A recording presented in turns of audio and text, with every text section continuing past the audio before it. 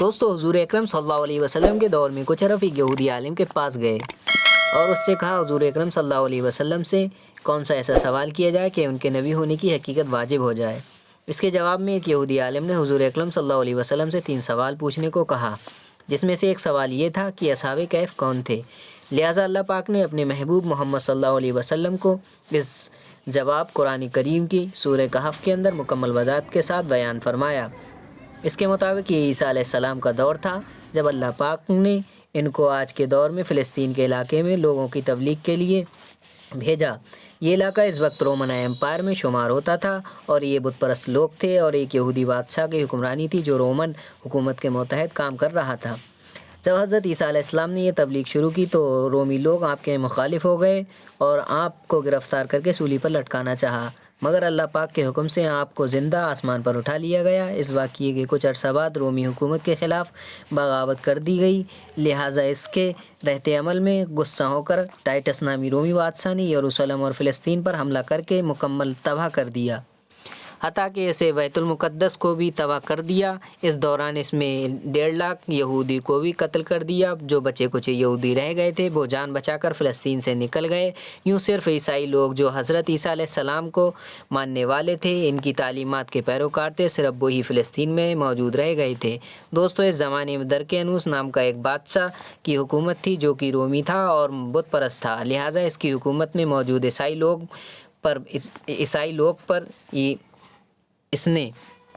लोग पर इसने जुल्म सितम करना शुरू कर दिया। यहाँ तक कि हज़रत ईसा अलैहिस्सलाम के मानने वालों इनके चंद नौजवानों को अपने दरबार में बुला लिया और इन्हें कहा, मैं तुम्हें चंद रोज़ की मोहलत देता हूँ कि तुम अपने नए दीन यानी ईसाइयत से बाज आ जाओ, वरना मैं तुम्हें कत्ल करवा दूँगा। दोस्तों, ईसा अलैहिस्सलाम के पैरोकार ये नौजवान लोग दरअसल असहाबे कैफ थे, जिनके वाक़ये का ज़िक्र कुरान पाक की सूरह कहफ की वज़ाहत में मौजूद है। इन नौजवान ने जब ये धमकी सुनी तो बेहद परेशान हो गए, क्योंकि ये बादशाह से लड़ने की हिम्मत नहीं रखते और ना ही इस शहर में रहकर ईसाई तालीम जारी रख सकते, वरना बादशाह इनको कत्ल करवा देता। लिहाजा उन्होंने शहर छोड़कर कहीं भागने का फ़ैसला किया और अल्लाह पाक की ज़ात पर भरोसा करके शहर से निकल गए, ये सोचते हुए कि अब अल्लाह पाक ही हमारे लिए कोई फ़ैसला करेगा और हमारे लिए कोई नया रास्ता बनाएगा। यहाँ तक कि वो पहाड़ के नीचे एक गार में छुप गए और वहीं उसी गार में सो गए। यहाँ तक कि सोते सोते इन पर 300 साल का अरसा गुजर गया, यानी 300 वर्ष तक ये लोग इसी गार में सोते रहे। दरकेनूस ने जब इन लोगों को तलाश करवाया तो इसे मालूम हुआ कि ये लोग इस गार में मौजूद हैं, तो वो बेहद गैज़ो गज़ब का शिकार हुआ। लिहाजा इसने गुस्से में आकर हुक्म दिया कि गार को एक संगीन दीवार लगाकर बंद कर दिया जाए, ताकि ये लोग इसी गार में रहकर ही मर जाएं और कभी गार से बाहर निकल कर ना आएँ। जबकि इसने जिस शख्स के ज़िम्मे ये काम लगाया वो बहुत ही नेक और ईमानदार आदमी था। इसने असहाबे कैफ के नाम और इनकी तादाद और पूरा बाकी एक तख्ती पर कंधा करवा के ताबे के संदूक में रखकर दीवार की बुनियाद में रख दिया और इसी तरह की एक और तख्ती शाही खजाने में भी रखवा दी।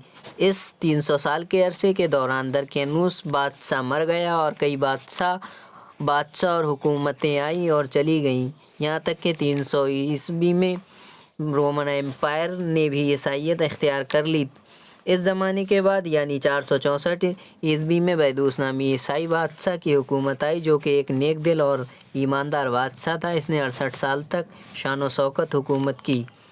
इसके दौर में मजहबी फ़िरके पसंदी जब उरूस पर पहुंच चुकी थी और लोगों में मरने के बाद दोबारा ज़िंदा किए जाने और क़यामत का यकीन ख़त्म होता जा रहा था, और अपनी कौम का ये हाल देखकर बैदरूस नामी बादशाह इंतहाई रंजीदा हुआ और उसने एक रोज़ अपने मकान की तन्हाई में जाकर बंद हो गया। यहाँ वो अल्लाह पाक की बारगाह में बेकरारी से दुआ करता रहा कि ऐ अल्लाह, कुछ ऐसी निशानी ज़ाहिर फरमा कि मेरी कौम के लोगों का ईमान फिर से ताज़ा हो जाए, इन्हें क़यामत का और लोगों के मरने के बाद दोबारा ज़िंदा किए जाने का और एक खुदा के मौजूद होने का यकीन हो जाए। अल्लाह पाक ने इसकी ये दुआ कबूल फरमाई। लिहाजा एक रोज़ एक चरवाहा अपनी बकरियों को ठहराने के लिए इस गार के पास पहुँचा और वो वहीं اور وہ ہی غار تھی جس میں اصحاب کہف موجود تھے اور اس میں سو رہے تھے۔ اس چرواہے نے چند لوگوں کے ساتھ مل کر اس دیوار کو گروا دیا، اور اس دیوار کے گرتے ہی دیوار گرانے والے پر ایسی ہیبت اور خوف جاری ہوئی کہ سب گھبرا کر وہاں سے بھاگ گئے۔ یوں اللہ پاک کے حکم سے اصحاب کہف اپنی نیند سے بیدار ہوئے اور سب ایک دوسرے سے سلام و کلام میں مشغول ہو گئے۔ جب انہیں بھوک لگی تو اپنے ایک ساتھی جن کا نام یملیخا تھا ان سے کہا، تم بازار جا کر نہایت خاموشی سے کھانا لے کر آؤ اور یہ بھی معلوم کرنا درکنوز ہم لوگوں کے بارے میں کیا ارادہ رکھتا ہے۔ جب یملیخا غار سے نکل کر بازار پہنچے تو یہ دیکھ کر حیران رہ گئے کہ شہر میں ہر طرف اسلام کا چرچا اور بول بالا نظر آ رہا ہے، حتیٰ کہ لوگ اعلانیہ حضرت عیسیٰ علیہ السلام کا کلمہ پڑھ رہے ہیں اور ان کی تعلیمات پر عمل بھی کر رہے ہیں۔ اس کشمکش یملیخا ایک دکان پر کھانا لینے کے لیے پہنچے اور کھانے کی قیمت کے بدلے میں درکنوزی زمانے کا سکہ دکاندار کو دے دیا، جو کہ ظاہر ہے کہ یہ سکہ 300 سال پہلے کا تھا اور اب بند ہو چکا تھا، حالانکہ اس کو کوئی پہچاننے والا بھی نہ باقی رہا تھا۔ دکاندار نے یہ سکہ دیکھا، اس کو شک ہوا شاید کہ اس شخص کو کوئی خزانہ مل گیا ہے، لہٰذا اس نے یملیخا کو سپاہیوں کے سپرد کروا دیا تاکہ وہ ان سے خزانے کے بارے میں پوچھ تاچھ کرے۔ یوں سپاہیوں نے یملیخا کو پکڑ لیا اور ان سے سوال کرنے لگے، بتاؤ وہ خزانہ کہاں ہے؟ جواب میں یملیخا نے کہا، میرے پاس کوئی خزانہ موجود نہیں، یہ ہمارا ہی روپیہ ہے۔ سپاہیوں نے کہا کہ ہم کیسے مان لیں، کیونکہ یہ سکہ تو 300 سال پرانا ہے جبکہ تم لوگ ابھی جوان ہو، لہٰذا سچ بتاؤ آخر معاملہ کیا ہے تاکہ اس کا کوئی حل نکالا جا سکے۔ جواب میں یملیخا نے کہا کہ پہلے مجھے یہ بتاؤ کہ درکنوز بادشاہ کا کیا حال ہے۔ سپاہیوں نے یہ سنا تو جواب دیا کہ آج اس نام کا کوئی بادشاہ پوری روئے زمین پر موجود نہیں، مگر ہاں سینکڑوں سال پہلے اس زمانے میں ایک بے ایمان بادشاہ گزرا تھا اور وہ بت پرست تھا۔ یہاں جواب سن کر یملیخا سجدر اور پریشان ہو کر رہ گئے اور بتایا کہ ابھی کل ہی تو ہم اس کے سر سے اپنا ایمان اور جان بچا کر بھاگے تھے اور میرے ساتھی قریب کے ایک غار میں چھپ گئے تھے، جبکہ میرے باقی ساتھی اس وقت بھی اس غار میں موجود ہیں۔ تم لوگ میرے ساتھ چل کر خود ہی ان کو کیوں نہیں دیکھ لیتے؟ جب سپاہیوں اور شہر کے لوگوں نے ایک کثیر تعداد میں اس غار کے پاس پہنچے تو اصحاب کہف یملیخا کے انتظار میں تھے کہ انہوں نے آنے میں بہت دیر کر دی، شاید یملیخا کو بادشاہ نے گرفتار نہ کروا لیا ہو۔ جب غار پر بہت سے آدمی پہنچے اور شور و گل سنائی دینے لگا تو اصحاب کہف سمجھے کہ شاید درکنوز بادشاہ کی فوج ہمارا تحفظ کر کے غار تک آن پہنچی ہے، لہٰذا وہ اللہ پاک کے ذکر و اذکار اور اس کی حمد و ثنا میں مصروف ہو گئے۔ سپاہیوں نے غار پر پہنچ کر وہ تانبے کا صندوق برآمد کر لیا اور اس کے اندر تختی کو نکال کر پڑھا تو وہاں اصحاب کہف کے نام اور یہ لکھا ہوا تھا کہ یہ مومن کی جماعت ہے اور اپنے دین کی حفاظت کے لیے درکنوز بادشاہ کے خوف سے اس غار میں پناہ گزین ہوئی ہے، اور درکنوز نے غصے میں آ کر اس غار کو بند کروا دیا ہے، لہٰذا جب کبھی یہ غار کھلے تو لوگ اصحاب کہف کا حال یہاں سے معلوم کر سکیں۔ سپاہیوں سے یہ دیکھ کر حیران و پریشان رہ گئے اور جب کچھ سمجھ میں نہ آیا تو اپنے بادشاہ بدروس کو اصحاب کہف کی اطلاع دی۔ بدروس بادشاہ نے جب یہ خبر سنی تو فوراً اپنے امراء اور عمائدین شہر کے ساتھ اس غار پر پہنچ گیا۔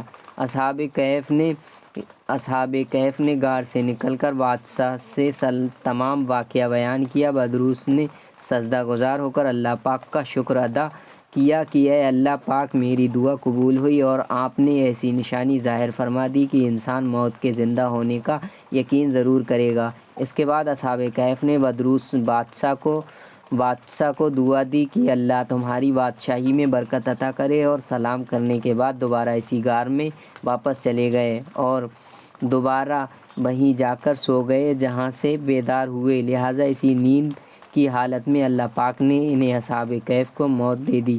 بادشاہ بدروس نے سال کی لکڑی کا صندوق بنا کر اصحاب کہف کی لاشوں کو اس میں رکھوا دیا۔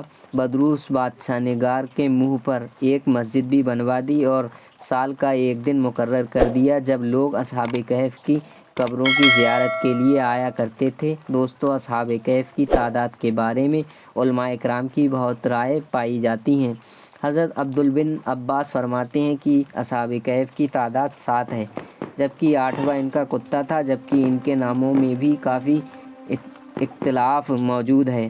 حضرت علی رضی اللہ تعالیٰ عنہ سے روایت ہے کہ ان کے نام یہ تھے: یملیخہ، مشخانہ، مشلینہ، مرموش، گبرنوش اور فیازنوز۔ اور ساتھ میں ایک چرواہا تھا جو ساتھ میں ان کے ساتھ ساتھ چل پڑا تھا، جن کا ذکر آپ نے نہیں فرمایا، جبکہ ان لوگوں کے کتے کا نام کثیر تھا۔ دوستو، یہاں سوچنے کی بات یہ ہے کہ آخر ایسا کیسے ممکن ہو سکتا ہے؟ اصحاب کہف پر وقت اثر انداز کیوں نہیں ہوا اور نہ ہی جسمانی حالات میں کوئی تبدیلی ہوئی، جبکہ ان کے آس پاس 300 سال کا وقت گزر گیا؟ سائنسی طور پر اس کی وضاحت کریں تو ایسا تب ممکن ہو سکتا ہے جب تھیوری آف ریلیٹی کے مطابق اس غار میں جہاں اصحاب کہف لیٹے ہوئے تھے، اس غار کا گریویٹیشنل فیلڈ غار سے باہر موجود جگہوں سے بالکل کم ہو گیا تھا یا پھر تقریباً ختم ہو گیا تھا، لہٰذا ان کے لیے وقت رک گیا ہوگا، جبکہ ان کے آس پاس کا تمام وقت چلتا رہا۔ وظاہر ہے کہ فریم آف ریفرنس ہوتے ہوئے ایسا ناممکن نظر آتا ہے، مگر تمام جہانوں کے پالنے والے رب کے لیے، جن کے ہاتھوں میں دنیا اور کائنات کا نظام موجود ہے، کچھ بھی ناممکن نہیں۔ یہاں تو محض انسانی سوچ ہی حدود ہے، جبکہ اللہ پاک کے لیے سب کچھ کن فیکون کی دوری پر موجود ہے۔ دوستو، مجھے امید ہے کہ آج کا یہ ویڈیو آپ کو کافی انفارمیٹیو لگی ہوگی اور پسند آئی ہوگی۔ اگر ویڈیو آپ کو اچھا لگا ہو تو آپ اپنی پسندیدگی کا اظہار ویڈیو کو لائک شیئر کر کے ضرور کیجیے گا۔ آپ اپنی رائے کا اظہار کمنٹ باکس میں بھی کر سکتے ہیں۔ دوستو، اس طرح کے ویڈیو کے لیے آپ ہمارے چینل کو سبسکرائب ضرور کیجیے۔ چینل کو سبسکرائب کرنے کے بعد بیل آئیکن پر ضرور کلک کیجیے تاکہ ہر آنے والی ویڈیو کا نوٹیفیکیشن سب سے پہلے آپ کو مل سکے۔ میں ملوں گا آپ سے ایک نئی انٹرسٹنگ ویڈیو کے ساتھ۔ تب تک کے لیے اپنا بہت سارا خیال رکھنا۔ اللہ حافظ۔